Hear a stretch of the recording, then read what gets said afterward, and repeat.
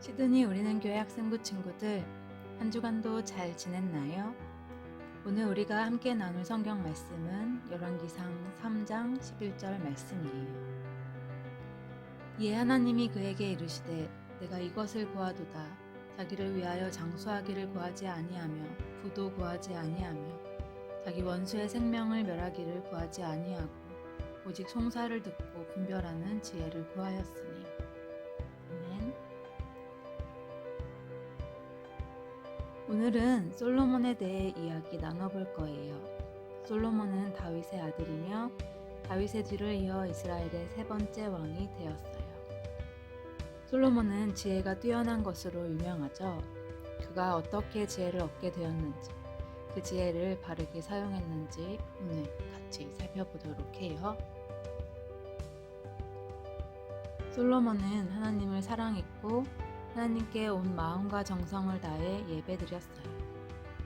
하나님은 솔로몬의 꿈에 나타나셨어요. 내가 내게 무엇을 줄고 너는 구하라. 우리 친구들은 하나님이 소원을 들어주신다면 어떤 소원을 말할 건가요? 솔로몬은 하나님께 지혜를 구했어요. 이 많은 백성들을 어떻게 다스려야 할지 잘 모르겠어요. 백성들을 재판할 수 있도록 지혜를 주세요. 하나님은 솔로몬의 이 말이 마음에 드셨어요. 그리고 솔로몬에게 지혜를 주시죠. 솔로몬은 이 지혜를 어떻게 사용했을까요? 우리가 너무나 잘 알고 있는 하나의 사건을 볼 거예요. 두 여인은 한 집에서 살았어요. 한 여인이 아기를 낳았고 그로부터 3일 뒤에 다른 여인도 아기를 낳았어요. 그리고 사건이 일어난 그날 이 두 여인 외에는 다른 사람이 없었대요. 즉 증인이 없었다는 거예요. 그날 밤 한 여인이 잠을 자다가 아기 위에 누워버렸고 그만 그 아기가 숨을 쉬지 못해 죽고 말아요. 그 여인은 죽은 아기를 다른 여인의 아기와 바꿔치기 했어요. 아침에 다른 여인이 아기를 안으니 죽어 있었어요. 그런데 자세히 보니 자신의 아기가 아니라는 것을 알았어요. 두 여인은 살아있는 아기가 자신의 아기라고 하면서 싸웠어요.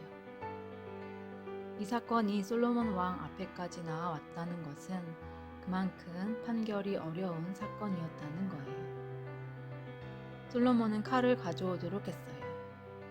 이 아기를 둘로 나누어 반은 이 여자에게 주고 반은 저 여자에게 주라.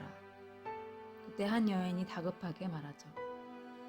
아기를 저 여인에게 주세요. 제발 아기를 죽이지 말아주세요. 다른 여인은 이렇게 말했어요. 아기를 나눠주세요. 내 아기도 못되고 저 여자의 아기도 못되게 해주세요. 솔로몬은 아기를 죽이지 말아달라고 간절히 부탁한 여인에게 아기를 주고 그녀가 진짜 엄마라는 것을 알아냈어요.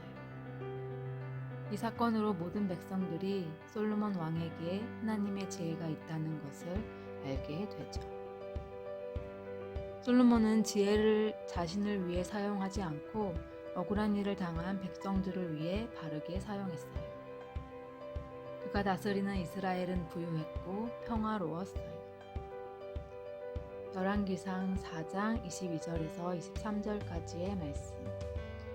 솔로몬의 하루의 음식물은 간한 밀가루가 30그루요, 굵은 밀가루가 60그루요, 살찐 소가 10마리요, 초장의 소가 20마리요, 양이 100마리이며 그 외에 수사슴과 노루와 암사슴과 살찐 새들이었더라.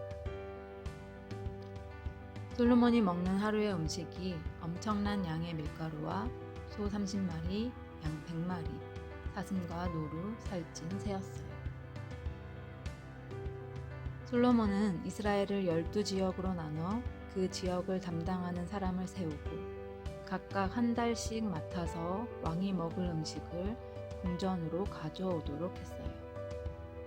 솔로몬이 먹는 엄청난 양의 음식은 다 백성들이 농사짓고 키우던 가축들이었다는 거예요. 솔로몬은 음식뿐만이 아니라 전쟁에서 사용하는 말, 병거도 많이 가지고 있었어요. 이 많은 말들이 먹을 것도 백성들이 준비해야 했죠. 하나님은 왕이 반드시 지켜야 하는 율법을 말씀해 주셨어요. 왕은 첫 번째, 병마를 많이 두면 안 돼요. 전쟁에서 승리하게 해주는 것은 병마가 아니라 하나님이세요. 두 번째, 아내를 많이 두면 안 돼요. 이방 여인과 결혼하면 그 여인이 섬기는 우상이 들어오기 때문이에요. 세 번째, 은과 금을 많이 두면 안 돼요. 하나님이 아닌 돈을 의지하게 되기 때문이죠. 솔로몬은 병마를 많이 두었고 1000명의 아내가 있었어요. 또한 역대하의 기록을 보면 솔로몬 시대에 은과 금이 돌처럼 많았다라고 기록되어 있어요. 성경은 솔로몬으로 인해 부유하고 평화로운 이스라엘에 대해 이야기하고 있지만 그것은 솔로몬이 하나님의 말씀을 따르지 않고 있다는 것을 말해주기도 해요. 하나님은 솔로몬에게 지혜를 주셨어요. 그 지혜를 억울하고 연약한 한 여인을 위해 사용했어요. 하지만 솔로몬은 점점 변해갔어요. 그는 더 이상 지혜를 백성들을 위해 사용하지 않았어요. 오히려 백성들을 힘들게 했어요. 우리는 솔로몬의 이야기를 통해 참된 지혜가 무엇인지를 생각하게 해요. 1995년에 일본 도쿄 지하철에서 사이비 종교단체의 사람들이 살인가스 테러를 일으켰어요. 이 단체에 빠진 사람들 대부분이 충격적이게도 연구원, 과학자였어요. 누구보다 지식이 많고 똑똑한 사람들이었지만 말도 안 되는 사이비 종교단체에 빠져버린 거예요. 이는 우리가 알고 있는 지식만으로는 선과 악, 옳은 것과 옳지 않은 것을 구별할 수 없다는 것을 말해주고 있어요. 그렇다면 이것을 구별하게 해주는 진짜 지혜는 무엇일까요? 솔로몬이 하나님께 지혜를 구했을 때 그는 듣는 마음을 달라고 말해요. 열왕기상 3장 9절 말씀. 누가 주의 이 많은 백성을 재판할 수 있사오리이까 듣는 마음을 종에게 주사 주의 백성을 재판하여 선악을 분별하게 하옵소서. 지혜는 하나님으로부터 오는 것이고 하나님의 말씀을 듣는 것으로 얻을 수 있어요. 하나님의 말씀을 들으면 우리는 하나님을 알게 돼요. 참된 지혜는 하나님을 아는 것이에요. 하나님을 알게 되면 하나님이 기뻐하시는 것과 기뻐하지 않으시는 것을 알게 되죠.